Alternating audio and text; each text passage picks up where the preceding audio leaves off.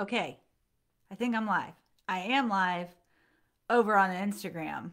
So yesterday I did this and I was trying to go live in both Facebook and Instagram. Oh, now I'm on Facebook too. So yeah, yesterday I was trying to go live in both and I wasn't live in Instagram the whole time. I don't know. So I'm live today. Yay. Okay. So I did a poll in my stories about ask me anything. And so I pulled 1, 2, 3, 4, 5, 6, 7, 8, 9, 10, 11, 11. I thought I did 10, but I did 11. I pulled 11 of the questions and I am going to be talking about those now. So you might be curious, like, Julie, what's up? Why are you going live so much here recently? Well, to that I would say, well, it's only my second time. Hey, Tammy. But yesterday I was actually talking about motivation and how when motivation is low, that's when discipline kicks in. And so I'm actually disciplining myself for the next 30 days. Well, now the next 28 days, because this is day 2, my friends. I've done it 2 days in a row. So for the next 28 days, I'm going to be going live to share with you. It can be a particular topic. So if there's anything you want to know or for me to live coach you on or anything like that, let me know. Message me. Let me know in the comments. I'm happy to do that with you. But it's a discipline that I'm developing. Plus, I'm going to be speaking a lot more coming up here soon, very soon, which I'm very excited about, in front of large crowds. So I gotta be better with one, my speaking, one, my impromptu, to being on camera more, being in front of people more, being able to stay on point, yet look and acknowledge somebody when they come on. So things like that I am actually helping to develop my own skill, knowing that I'm going to be using that to impact hundreds of lives. So that's what I'm going to be doing. Okay, so to get started, this is my favorite question, and I get asked every single time. Okay, here it is. Are your quads real? I'm assuming you mean the quadruplets, because I mean, I don't think I've been showing my quads in my legs that frequently. Although I work hard for those too. Yes, they are real. They're not robots. That's just how I have to answer that question, because I don't understand what you mean when you ask if my children are real. Yes, they're real. Number 2, are they identical? No, they're fraternal. There's 3 boys and 1 girl. And actually, that's kind of a fairish question, because growing up, there was a boy and a girl, twins, in the grade above me, and they had the exact same face. I mean, 100% the exact same face. But one was a boy and one was a girl. And anytime someone would be like, oh yeah, those are the fraternal twins, I'm like, no, they're identical. But they're not, because they're a boy and a girl. So in order to be identical, you have to be identical in all the things. So anyway, there you go, in case you didn't know the difference. Yes, they're all fraternal. All 4 of them were separate. They're in their own separate sacks. They had their own separate placentas, which is why my stomach, when I sat down, went out to my knees. So, that happened. All right. Is there a chore you hate more than laundry? Oh, how I hate the laundry. I was trying to think about that when I read it, because I was like, I got to be prepared for this question, and I'm just not, because I don't think there is one that I hate more than the laundry. I just really don't like the laundry. I don't mind washing and drying the laundry. It's the putting away and the sorting. I don't like the sorting. The sorting takes a lot of time. However, on the weekends, I will get all the laundry in the living room, and I'll watch a show on Netflix and do the laundry. So it's kind of been here recently my excuse to watch a little television. So it's not, I don't hate it as much as I did previously. But other than that, probably cleaning the toilets, because I have boys. I have 5 boys. I have one girl, but I have the 5 boys, and there's just pee everywhere all the time. There's pee all the time, everywhere. Everywhere. Just take a moment of silence for that. All right. What do you do as a life coach? Oh, okay. So I like to explain being a life coach like this. You know how you go to the chiropractor when you're out of alignment, right? Like something isn't quite working right. You know you're not functioning at your best self, right? You feel off. You might be in some pain. That's what a life coach does, is like, I'm your life chiropractor. Very technical terms here, people. But that's really what it's like. I help you to make the adjustments that you need to make sure that you're back in alignment, so that you are living as the best version of yourself, so that you continue to show up as the best version of yourself, and you're doing it with less pain, and it just feels better. And some people who are not in the coaching space or the entrepreneurial space, they might not really understand the word alignment, and that's okay. Alignment to me is when everything is working together properly and it feels right, like on all the levels. You know, we can do things in our flesh that make us feel good and make us feel happy, but it makes our soul hurt. It makes our spirit hurt. It can grieve our spirit. And that's being out of alignment. And so what I do is I work with women to really get back in alignment, to make sure that they're functioning as the best version of themselves, that they're showing up as the best version of themselves, that they're able to give the best version to their husband, to their children, to their people at work, to their friends, you know, in all the ways that they're able to show up as the best version of themselves. So that's how I describe what I do as a life coach. I'm like your life chiropractor. Anyway, this thing keeps just falling on back. Probably, you want to know why? Because I don't have a regular headband, because I need one, but I have a really small head. So I was trying to use my, this is a running like earmuff thing. It's fine. It's fine. Anyway, now I've just, I've gone and made a mess of myself, people. But this is the beauty of catching me live, is that this is really what you get. So hold tight, 2 seconds. There we go. Wait for it. Wait, yep, okay. I just stay really sexy for you guys. You know, there it is. Now when my husband's like, what do you do on Facebook? I'm going to be like, well, I go on looking real sexy. So, you know, and then I'll show him this video, and then I'll be like, oh, it's fine. It's fine. You can keep doing that. Okay. What is your favorite scripture?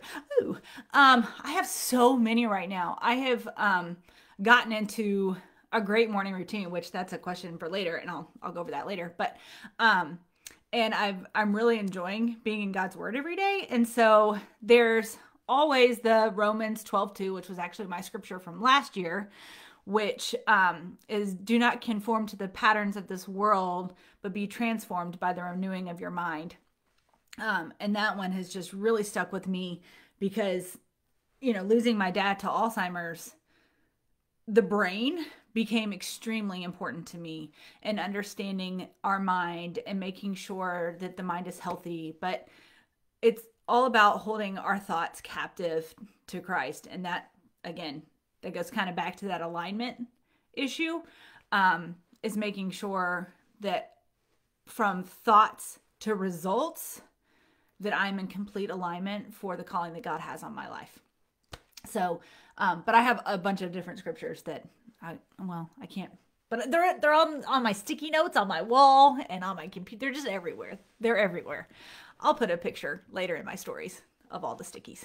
Okay. What's in Arizona? I'm assuming that question came from me saying that I was going to Arizona next week. Because otherwise, I'm not quite sure. There's probably a lot of things in Arizona. I don't know all of them, but I'm assuming. I'm just going to answer the question as if you were asking, what am I doing when I go to Arizona? So I am actually being trained next week to be a head trainer in Tony Robbins and Dean Graziosi's mastery program. So I'm very excited about that. I get to be on the stage.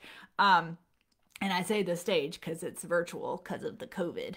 But I'm really excited about it. I finally get to meet some of my mentors in person that I have just grown to love and have just poured so much into me. So I get to go and actually spend some quality time with them. I get to see them in person. I get to hug their face. I'm really excited about it. So it's going to be a good time. When does your podcast come out? So my podcast trailer will come out on February 24th. And we'll be doing some teasers up till then. And then it will be going twice a week. So an episode will drop every Tuesday and every Thursday of every week. So I've been recording those already. I'm excited. And I'll tell you the title as soon as it's like secured. Cause right now it's like, in that like stealth phase where I can talk about it, but I can't tell you what it is yet. You know what I mean? So I'm not going to tell you what the title is yet, but it's coming and it's exciting. And today I got the proofs for my icon, like the little image in the little podcast square. So it's exciting. I'm kind of going different than what most people are doing. So I'm really excited about it because that's what I do. I go different than what most people do. I had 4 babies at once. I mean, what do you expect? Okay. How do I make more time in my day? Oh, that's such a good question. And I have a whole course around productivity and time management because I get that question all the time. And I think the reason I get asked that question all the time is because I'm a multi-business owner. I'm an entrepreneur and I have 6 kids and a marriage. So, that's a lot of the things. But I think, again, one of the main reasons that I get asked that question is because I seem to be doing all these different things, right? And let me be clear. I have a coach. I have a mastermind group that I'm a part of. I have friends that hold me accountable, right? That are like, they're not just friends that like I call and talk about the crappy stuff that's happening. They're also the friends that are like, hey, I got this going on up in here right now and I need some help to get out of it. They're those kind of friends, right? Those kind of friends matter. So surround yourself with those too. But anyway, so the best thing, let me make sure I'm reading this question. How do I make more time in my day? You cannot make more time in your day. Okay. So that's fact number 1. We all get just the 24 hours. Even Beyonce, she has the 24 hours. Now she has a lot of help. So, but until you're like that status, there are things that you can do to make more use out of the time in your day. Okay. And the very first thing is audit your day. You have to be able to know where you're currently spending all your time to be able to adjust where you need to be spending your time or where you're losing time or where you don't have focus time. If you're not aware of where your time's going, then how are you going to know how to fix it? You know what I mean? So that's the first thing that I have people do. And that's the first thing you will do in that Rise to Freedom productivity course is you will audit your day. You will go hour by hour and list out exactly what you're doing. Think of it like a bank audit. If I were to give you $2,400 and at the end of one day, I said, okay, now tell me where the money went. And you're like, I don't know. It just went away. You would have a problem, right? Like you would be able to see in that example that something's not right, that you need to figure out where that money went. It's the same thing with your time. If anything, the time is more precious. You can't get that back. You can't make more of it. So, let's kind of start taking some responsibility for our time there. Okay, I said it. I did. I said it right there. Okay, love you. I say it with love. All the love. Okay. What do you do for burnout? That's a good question too. That's probably coming because I just had a client post about that. Here's the thing. A lot of times the burnout we feel is just that. It's a feeling.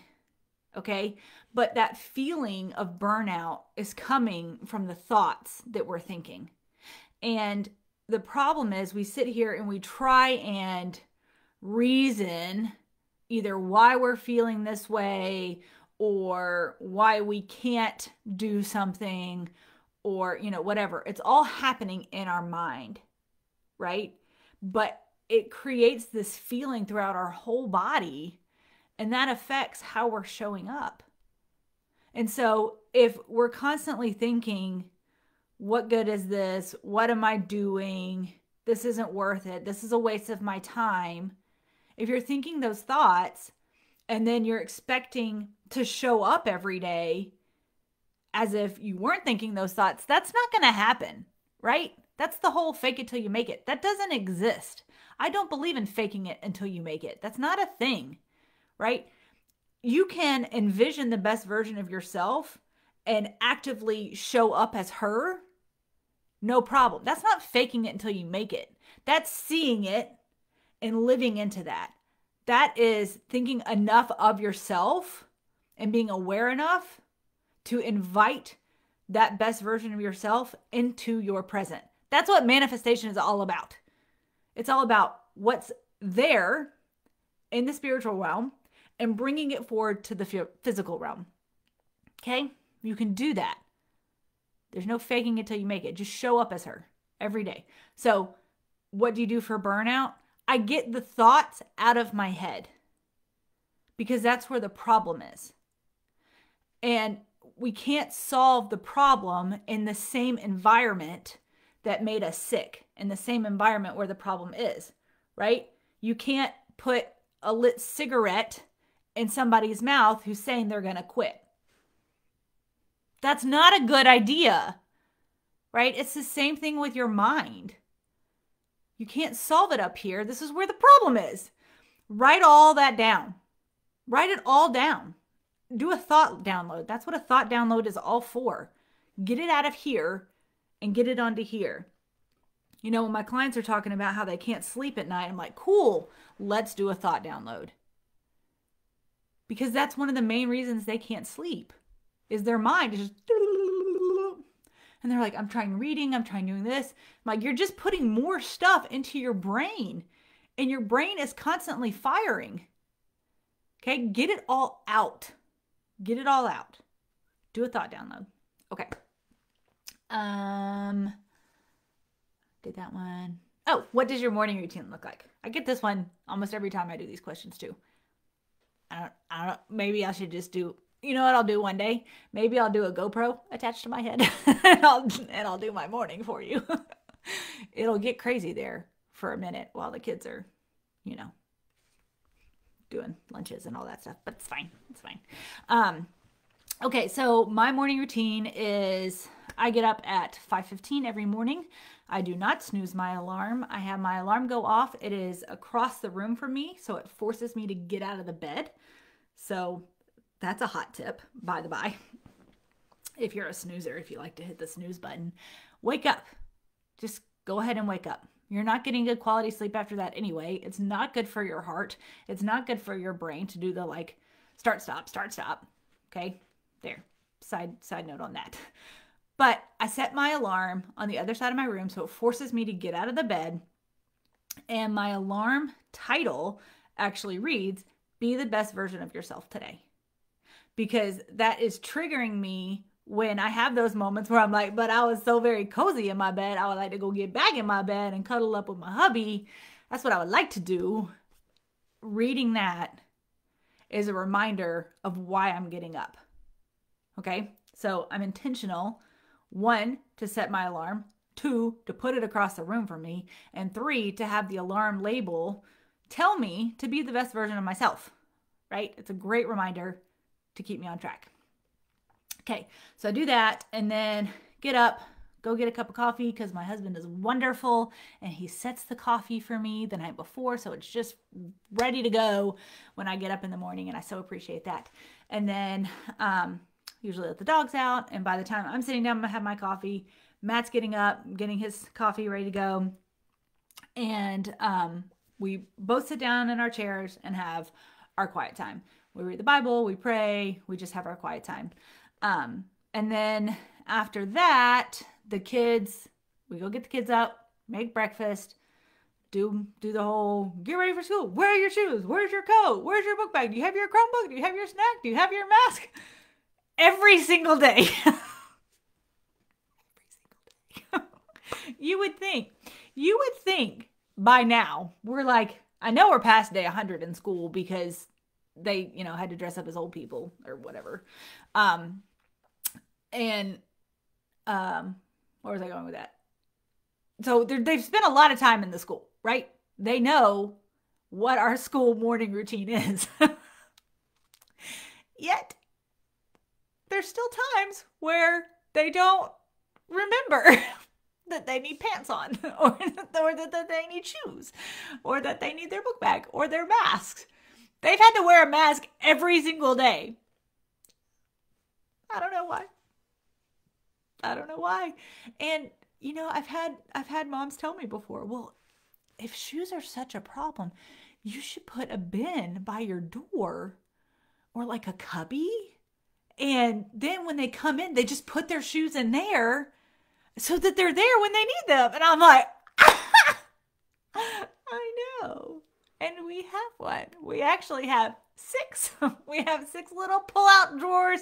We've tried just the open. We've tried it all, my friends. Okay? So I don't know why it doesn't work very well for us. It just doesn't. So it's fine. If you have another recommendation about the shoes, I'll listen to it unless it's about a dang shoe bin, because been there, done that, and it doesn't work. But it probably doesn't work because I don't follow my kids around micromanaging them. Like, they don't come through the door and I'm not like, hey, how was your day? Put your shoes in the bin. I don't do that. So, I will take responsibility for that. I could be more disciplined in the discipline for the shoe bin, but I'm just not. So maybe it's just something we will always struggle with. I don't know. Okay. Anyway, so we do the whole same morning routine. They go off to school. I go back. I usually do my workout, and then I go and I sit back in my chair if I'm not showering or if I don't have my prayer call with my accountability partner. And then I usually sit down with my Bible and I'm like, all right, what am I talking about on the podcast today? And then I will come in here and spend time creating the podcast. And that's usually what my morning routine looks like. And that's done by 9:00 every morning. I get all that in. I like to be done with all my work stuff early in the day. I like to be done before my kids get home from school. So that's great, because I have calls and stuff like that that'll also happen kind of later throughout the day. So I like to put my intentional work in early. But I have found if I don't have that quiet time in the morning to like get aligned and, where I need to be mentally, my day goes to poop. Have you ever heard, it might be a book, When the Morning You Win the Day? Maybe that's a book. It's definitely a phrase. People say it all the time. But that's been a thing, because I don't believe that's always accurate. Hey, Sarah, I believe you can have a pretty effed up morning. Like, it happens, right? Sometimes your morning doesn't go according to plan, and you can still have a good day, my friend. That's all about changing your mindset there, because stuff goes wrong in the morning. It just happens. You don't always have to win your morning. You can still win the day. Okay, side note. All right, and the last question is, do you cook dinner every night? No, I don't. I sure don't.